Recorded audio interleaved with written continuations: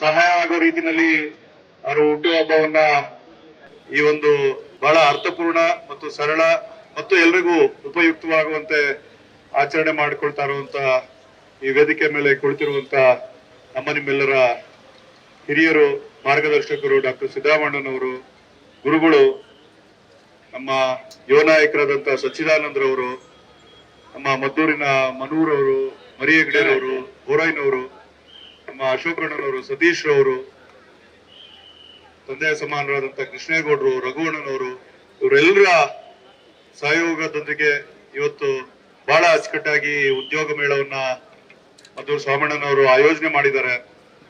ಪ್ರತಿ ವರ್ಷ ಅವರ ಮಗನ ನೆನಪಾರ್ಥದಲ್ಲಿ ಮತ್ತು ಅವರ ಹುಟ್ಟುಹಬ್ಬದ ಅಂಗವಾಗಿ ಸಾವಿರಾರು ಜನಕ್ಕೆ ಸಮಗ್ರ ಅಭಿವೃದ್ಧಿ ಮಾಡೋ ನಿಟ್ಟಿನಲ್ಲಿ ಮದ್ದೂರು ಸ್ವಾಮಣ್ಣನವರು ಸದಾ ಚಿಂತನೆ ಮಾಡ್ತಾ ಇರ್ತಾರೆ.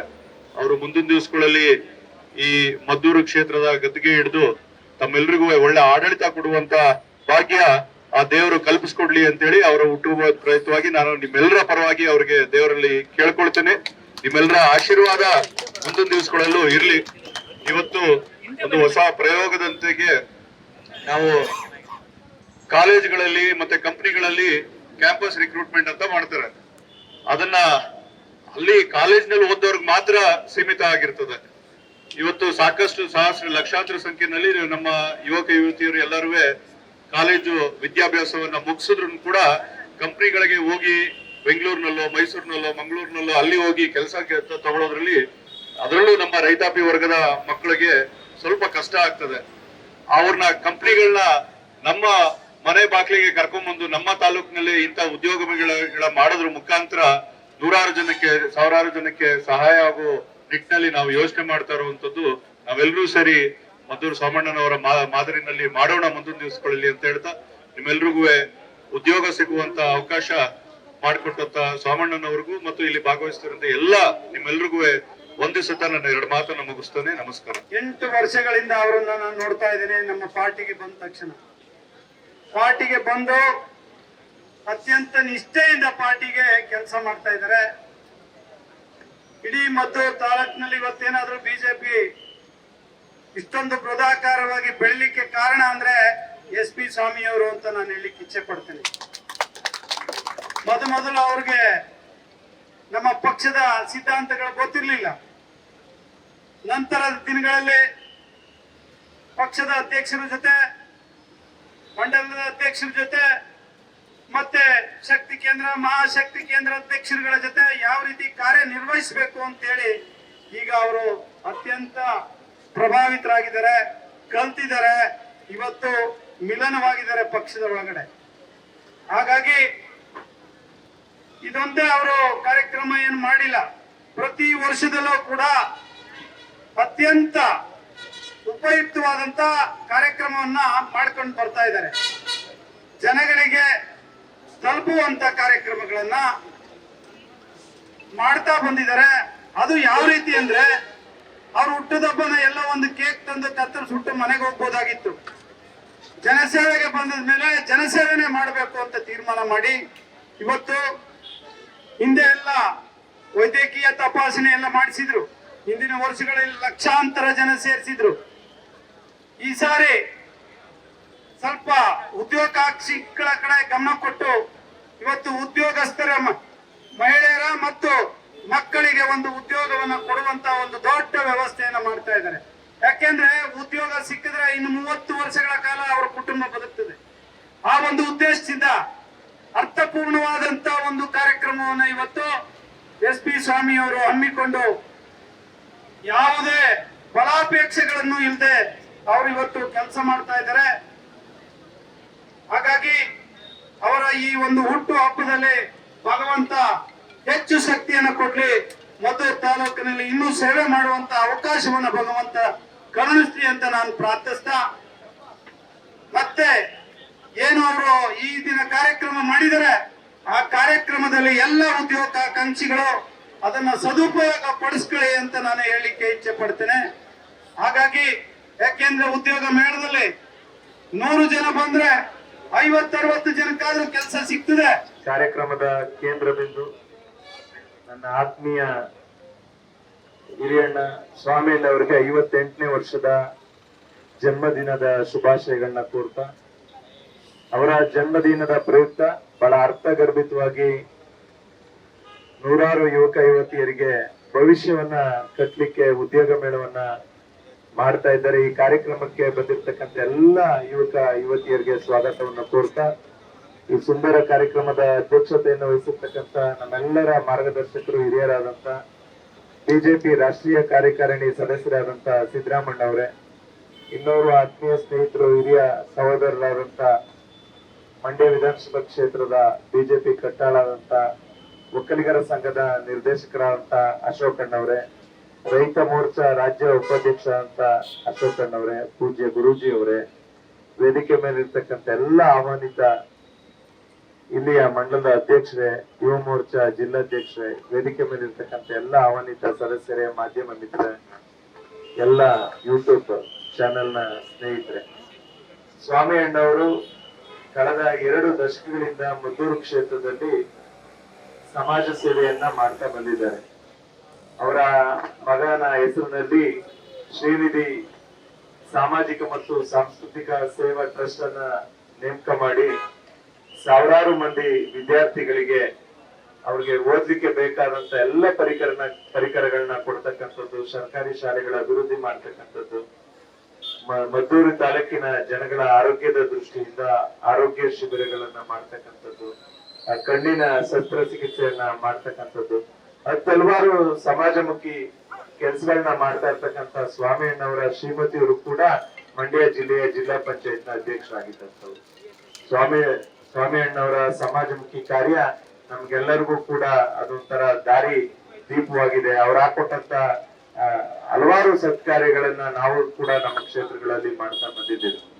ಸ್ವಾಮಿ ಅಣ್ಣವರು ಮದ್ದೂರು ತಾಲೂಕಿನಲ್ಲಿ ಬಿಜೆಪಿಯನ್ನ ಬಹಳ ಸದೃಢವಾಗಿ ಕಟ್ತಾ ಬಂದಿರತಕ್ಕಂತ ಧೀಮಂತ ನಾಯಕರು. ಪ್ರಸ್ತುತ ಅವರು ಮನ್ಮೂಲ್ನ ಸದಸ್ಯರು ಕೂಡ ಆಗಿದ್ದಾರೆ.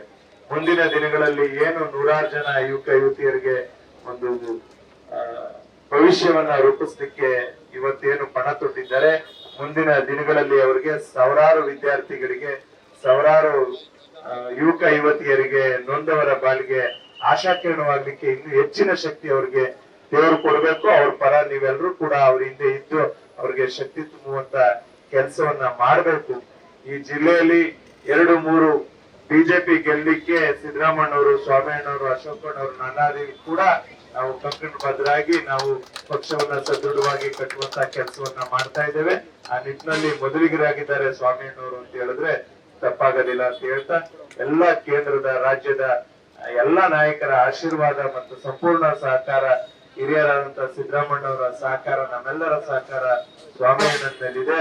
ಅವ್ರಿಗೆ ಮುಂದಿನ ರೀತಿ ತಾಲೂಕಿಗೆ ಹೆಚ್ಚಿನ ಅಭಿವೃದ್ಧಿ ಮಾಡ್ಲಿಕ್ಕೆ ಶಕ್ತಿಯನ್ನ ಕೊಡ್ಬೇಕಾದವ್ರು ಯಾರು ಅಂದ್ರೆ ಇಲ್ಲಿ ಸೇರಿರ್ತಕ್ಕಂಥ ಎಲ್ಲ ಕಾರ್ಯಕರ್ತ ಬಂಧುಗಳು, ಇವೆಲ್ಲ ಹೆಚ್ಚಿನ ರೀತಿಯಲ್ಲಿ ಅವ್ರಿಗೆ ಶಕ್ತಿ ತುಂಬಬೇಕು ಅಂತ. ಅವ್ರ ಸೇವೆ ಇವಾಗಿಂದ ನಿನ್ನೆಯಿಂದ ಶುರುವಾದದ್ದಲ್ಲ.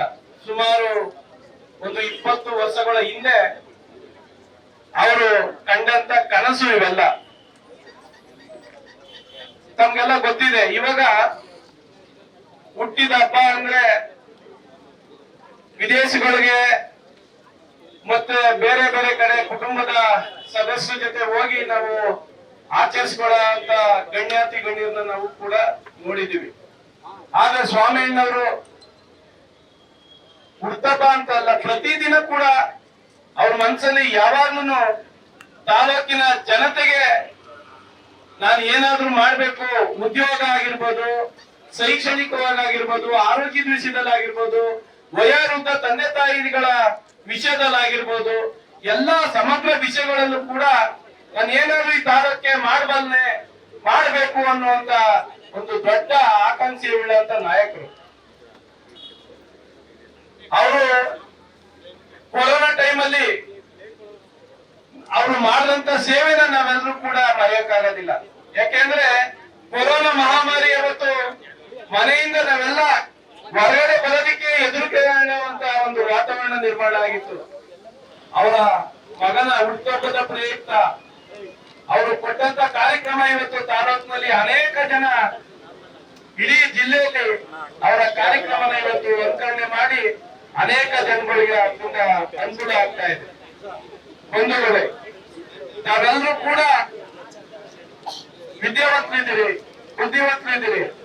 ಇವತ್ತು ಪ್ರತಿದಿನ ಯಾವ್ದಾದ್ರೂ ಒಂದು ಕಾರ್ಯಕ್ರಮ ಈ ತಾಲೂಕಿಗೆ ಕೊಟ್ಟು ನನ್ನ ಜನಕ್ಕೆ ಏನಾದ್ರೂ ಒಂದು ಸಹಾಯ ಮಾಡಬೇಕು ಅನ್ನೋ ತುಡಿತಾ ಇರುವಂತ ಇಂಥ ನಾಯಕರು ನಮ್ಗೆ ನಿಮ್ಗೆಲ್ಲ ಸಿಕ್ಕಿರೋದು ನಮ್ಮ ಪುಣ್ಯ.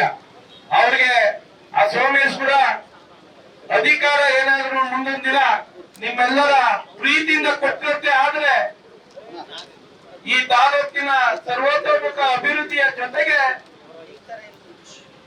ಒಬ್ಬ ಸಾಮಾನ್ಯ ನಾಯಕ ನಿಮ್ ಜೊತೆಲಿ ಇದೇ ಈ ತರ ಇರ್ಬೋದಾ ಅನ್ನೋಂತ ಒಂದು ಕಲ್ಪನೆನೂ ಕೂಡ ನಿರೀಕ್ಷೆ ಮಾಡಿದಂತ ಒಬ್ಬ ನಾಯಕ ನಮ್ ಜೊತೆಲಿದ್ದಾರೆ.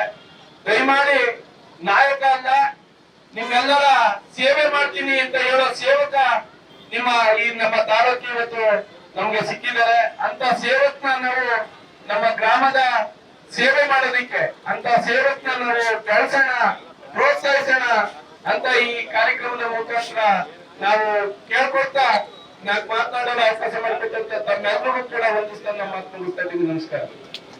ಇವತ್ತಿಗೂ ಮನಸ್ಸಿನಲ್ಲಿ ಅಚ್ಚಳಿಯದೆ ಉಳಿದಿದೆ ಅಂತ ಕಾರ್ಯಕ್ರಮಗಳನ್ನು ನಾವು ಮಾಡಿಕೊಟ್ಟಂತ ವ್ಯಕ್ತಿ ಕಳೆದ ಚುನಾವಣೆಯಲ್ಲಿ ಸೋಲನ್ನಪ್ಪಿದ್ದಾರೆ ಅಂತಕ್ಕಂಥ ಒಂದು ನೋವು ಕೂಡ ಅವರಿಗೆ ಈಗಾಗಲೇ ಬಹಳ ದಿನಗಳಿಂದ ಕಾಡ್ತಾ ಇದೆ. ಆದರೆ ಅದನ್ನು ಚಿಂತಿಸತಕ್ಕಂಥ ವಿಚಾರವಂತರು ಎಲ್ಲ ಮತದಾರ ಬಂಧುಗಳು ಇವತ್ತು ಮುಂದಿನ ದಿನಗಳಲ್ಲಿ ಅವರನ್ನ ಆಶೀರ್ವದಿಸಬೇಕೆಂಬ ಒಂದು ಮನಸ್ಸಿನ ಹಂಬಲ ಇದೆ.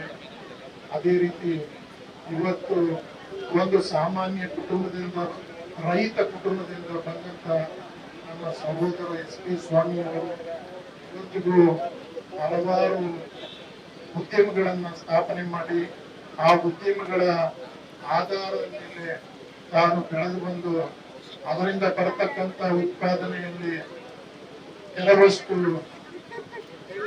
ಪರ್ಸೆಂಟೇಜ್ ಹಣವನ್ನ ಸದುಪಯೋಗಕ್ಕಾಗಿ ಸಮಾಜದ ಸೇವೆಗಾಗಿ ಮೀಸಲಿಟ್ಟು ಮಾಡತಕ್ಕಂತ ಒಂದು ಒಳ್ಳೆಯ ಮನಸ್ಸನ್ನ ಇಟ್ಕೊಂಡು ಮಾಡ್ತಾ ಬಂದಿದ್ದಾರೆ.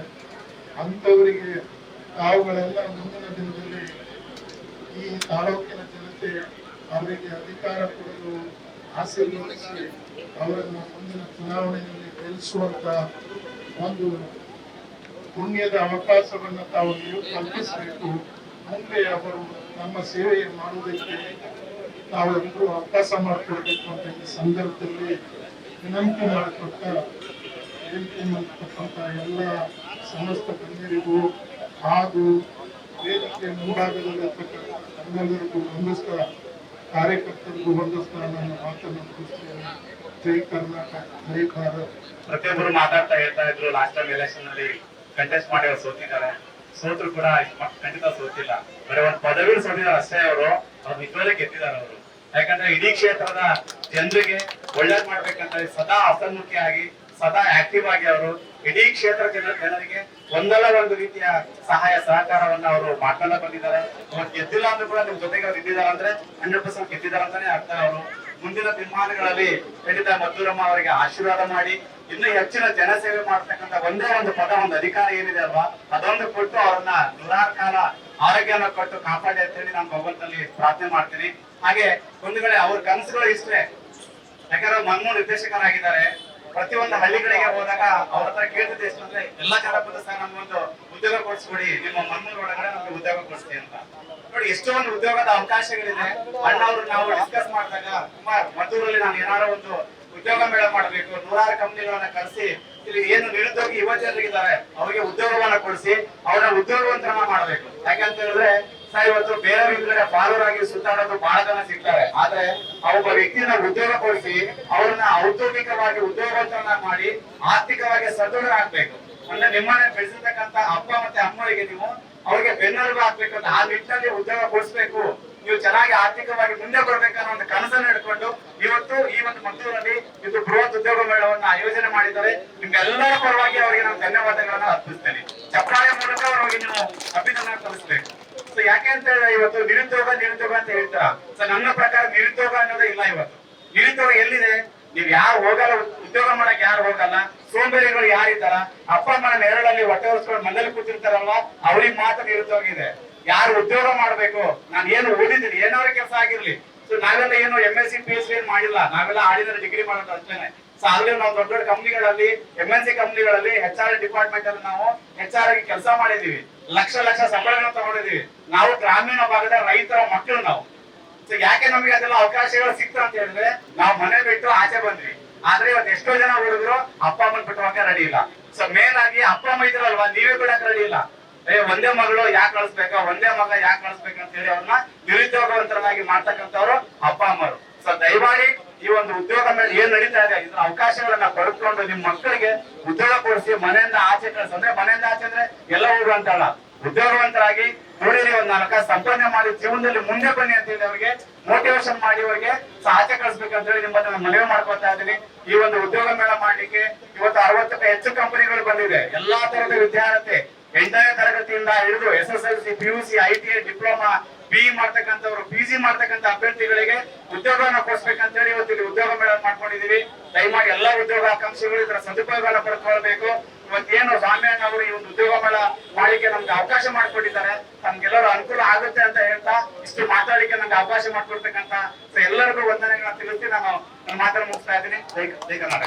ಈ ಸಂದರ್ಭದಲ್ಲಿ ಸ್ವಾಮಿಯವರಿಗೆ ಜನ್ಮದಿನದ ಶುಭಾಶಯನ್ನ ಕೋರ್ತಾ ಇರುವಂತ ಸಿದ್ದರಾಮಯ್ಯ ಅವರಿಗೆ, ಸಚಿವಾನಂದ ಅವರಿಗೆ, ಜೊತೆಗೆ ಸ್ವಾಮೀಜಿಗಳಿಗೆ ಎಲ್ಲರೂ ಸೇರಿ ಸ್ವಾಮಿಯವರ ಜನ್ಮದಿನವನ್ನ ಆಚರಿಸ್ತಾ ಇದ್ದಾರೆ.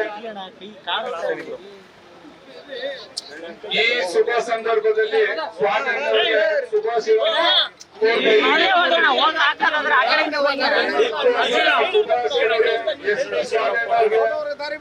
ಈ ಸಂದರ್ಭದಲ್ಲಿ ಹುಟ್ಟುಹಬ್ಬದ ಶುಭಾಶಯಗಳನ್ನ ಕೋರ್ತಾ ಇದ್ದೀವಿ.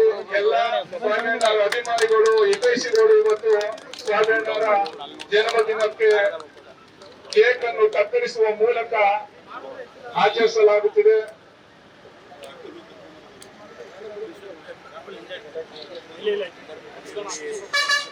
बोलो भारत माता की, बोलो भारत माता की, बोलो भारत माता की, भारतीय जनता पार्टी की, भारतीय जनता पार्टी वंदे वंदे बोलो भारत माता की जय.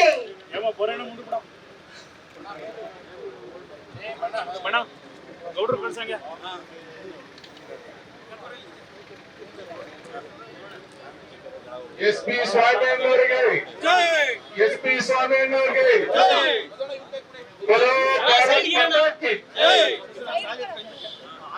ನೀವು ಕಾಣಿಸ್ತೀರ ಕಡೆ ಒಳಗೆ ಹೋಗಿ. ಜನ್ಮದಿನವನ್ನು ಆಚರಣೆ ಮಾಡಿಕೊಂಡು ಅದರ ಜೊತೆ ಉದ್ಯೋಗ ಮೇಳವನ್ನು ಆಯೋಜಿಸಿರುವಂತ ನಮ್ಮ SP ಸ್ವಾಮಿಯಣ್ಣವರಿಗೆ ಎಲ್ಲರೂ ಕೂಡ ಜೈ ಹೇಳಿ. SP ಸ್ವಾಮಿಯಣ್ಣವರಿಗೆ ಭಾರತ್ ಮಾತಾ ಕಿ ವಂದೇ, ಭಾರತ್ ಮಾತಾ ಕಿ.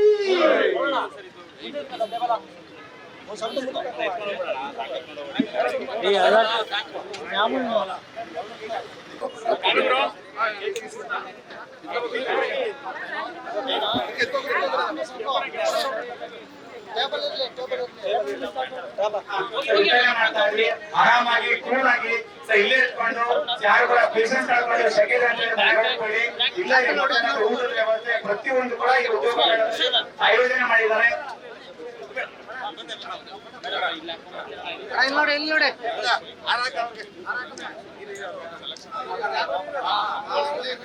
ಅಣ್ಣವರ ಅಭಿಮಾನಿ, ಅವರ ಸ್ನೇಹಿತರು, ಅವರ ಮಗ ಈ ಉದ್ಯೋಗ ಮೇಳದಲ್ಲಿ ಆಯ್ಕೆ ಆಗಿದ್ದ ನಿತಿನ್ ಗೌಡರ್ ಅವರು. ದಯಮಾಡಿ ಅಣ್ಣವರು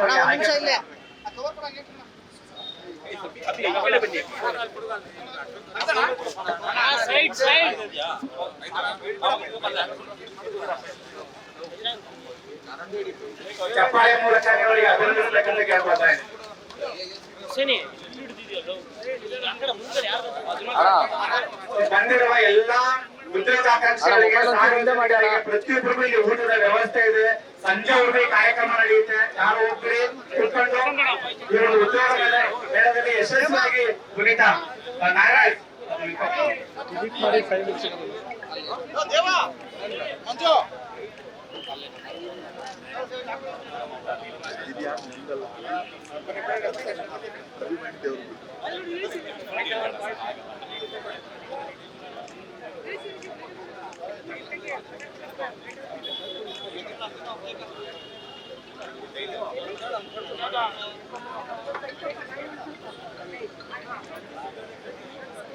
ಪ್ಲೇಟ್ ಇಲ್ಲ ಕೈಲೇ ಇಲ್ಲ ಚಲೋ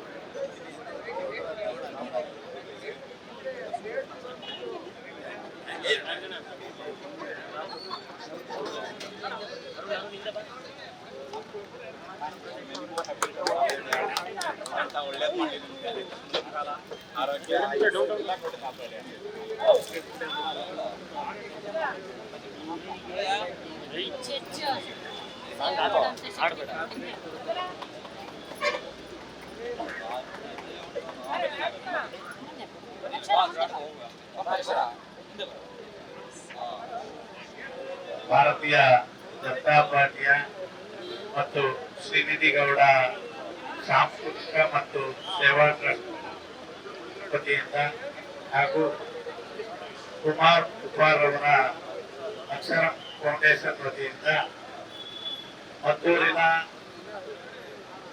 ಯುವತಿಯರಿಗೆ ವಿದ್ಯಾವಂತ ಯುವಕರು ಮತ್ತು ಯುವತಿಯರಿಗೆ ಒಂದು ಉದ್ಯೋಗ ಅವಕಾಶವನ್ನ ಕಲ್ಪಿಸಬೇಕು ಅಂತೇಳಿ ಈ ಕಾರ್ಯಕ್ರಮವನ್ನು ಆಯೋಜಿಸಿದ್ದೇವೆ. ಸುಮಾರು ನಾನು ಮನ್ಮೂಲ್ ನಿರ್ದೇಶಕನಾದ ದಿವಸದಿಂದಲೂ ಕೂಡ ಕಳೆದ 7 ವರ್ಷಗಳಿಂದಲೂ ಕೂಡ ಈ ಕಾರ್ಯಕ್ರಮವನ್ನ ಮಾಡ್ತಾ ಬಂದಿದ್ದೇವೆ. ಇಲ್ಲಿ ಮದ್ದೂರಲ್ಲೇ ಡೈರಿನಲ್ಲಿ ಮನ್ಮೂಲಲ್ಲಿ ಕೆಲಸ ಕೊಡ್ತಿ ಅಂತೇಳಿ ದಿನ ಸುಮಾರು ಜನ ಯುವಕರು ಯುವತಿಯರು ಕೇಳ್ತಾ ಇದ್ರು.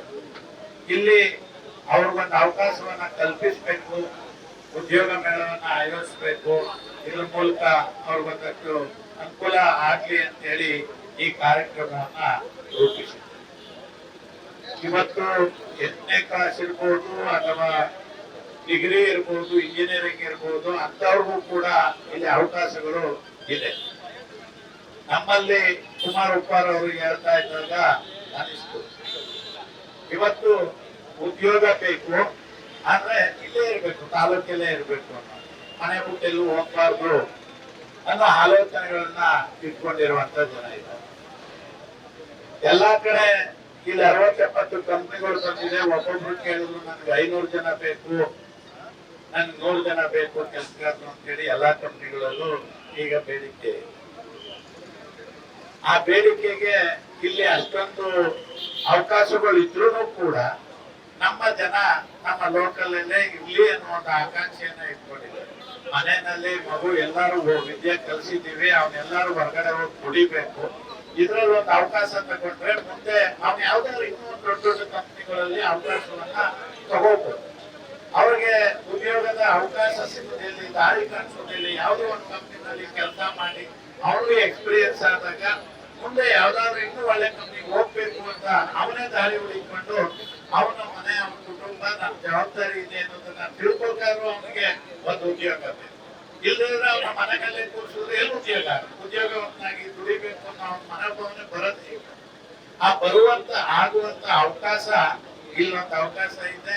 ಇವತ್ತು ಬಂದಿರುವಂತ ವಿದ್ಯಾವಂತರು ಇದೊಂದು ಸದುಪಯೋಗ ಪಡಿಸ್ಕೊಂಡು ಮುಂದಿನ ದಿನಗಳಲ್ಲಿ ಅವರ ಮನೆಗೆ ದಾರಿದೀಪವಾಗುವಂತವರಾಗ್ಲಿ, ಆ ಮನೆಯ ಜ್ಯೋತಿಯನ್ನ ಬೆಳಗಿಸುವಂತ ಹೆಣ್ಮಗಳು ಕೂಡ ಅವಕಾಶವನ್ನ ಇಲ್ಲಿ ಗಿಟ್ಟಿಸಿಕೊಳ್ಳಿ ಎನ್ನುವುದು ನನ್ನ ಟ್ರಸ್ಟ್ ವತಿಯಿಂದ ಮತ್ತು ಅಕ್ಷರ ವತಿಯಿಂದ ನಾವೆಲ್ಲ ಕೇಳ್ಕೊಳ್ತಾ ಇರುವಂತ.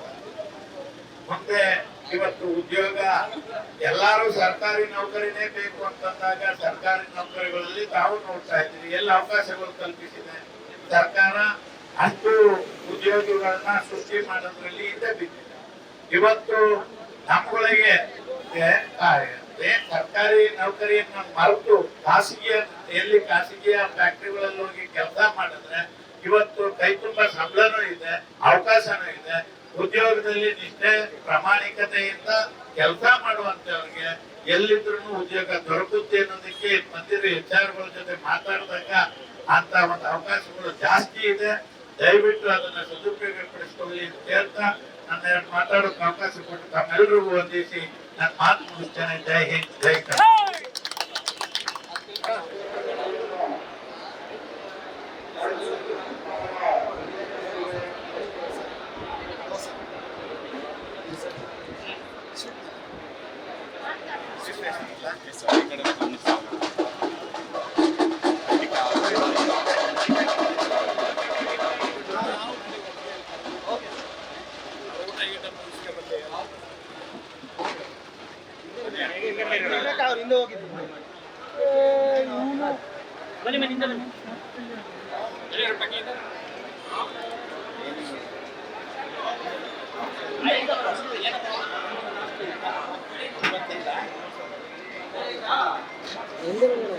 ಇನ್ನೇ ನಡೆಯೋರು